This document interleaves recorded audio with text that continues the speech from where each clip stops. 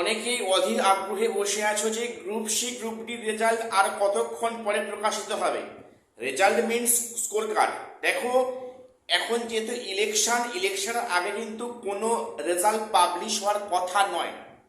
এটা একটা রাজনৈতিক উদ্দেশ্য নিয়ে এই স্কোর কার্ডটা প্রদান করা হচ্ছে।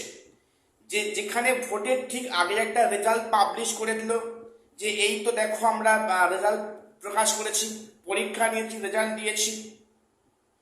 তাহলে এই যে ভোট বাক্স একই দিকে তাকিয়ে একটা আজকে স্কোর কার্ড প্রকাশ করার কথা ছিল আজ অথবা কাল।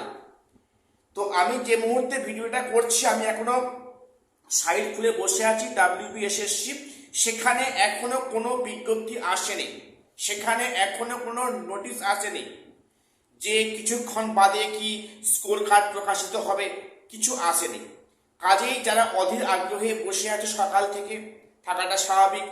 যারা একটা পরীক্ষা দিলে প্রত্যেকেই যারা একটা রেজাল্ট পাবলিশ হবে, সে ভালো হোক খারাপ। তো সেখানে একটা মানুষ সারাদিন কাজ করবে এবং সে চাইবে আমি তার পারিশ্রমিকটা পাই। তাহলে পরীক্ষা দিলে একটা রেজাল্ট আসা আমরা করতে পারি। কিন্তু আজকে এখনো যে মুহূর্তে ভিডিও বানাচ্ছি এখনো অবধি কমিশনের ওয়েবসাইটে কোনো তথ্য আসেনি, কোনো বিজ্ঞপ্তি আসেনি। আশা করা যাচ্ছে আজকের আর স্কোর কার্ডের বিষয়টা মনে হয় আসবে না। আগামীকাল মঙ্গলবার 21 তারিখ, কালকে কিন্তু একটা সম্ভাবনা আছে স্কোর কার্ড প্রকাশের। দেখো, কমিশন কিন্তু রেজাল্ট রেডি করেছে, প্রকাশ করতে পারত। সেখানে যেহেতু এটা ভোটের বিষয় আছে, এর আগে রেজাল্ট প্রকাশ করা যায় না, তাই একটা স্কোর কার্ড প্রকাশ করতে চাইছে কমিশন।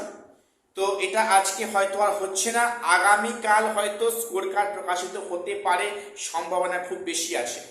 অর্থাৎ আমাদের আজকে দিনের মতো অপেক্ষা প্রায় শেষের পথে বা শেষ ধরতে পারো।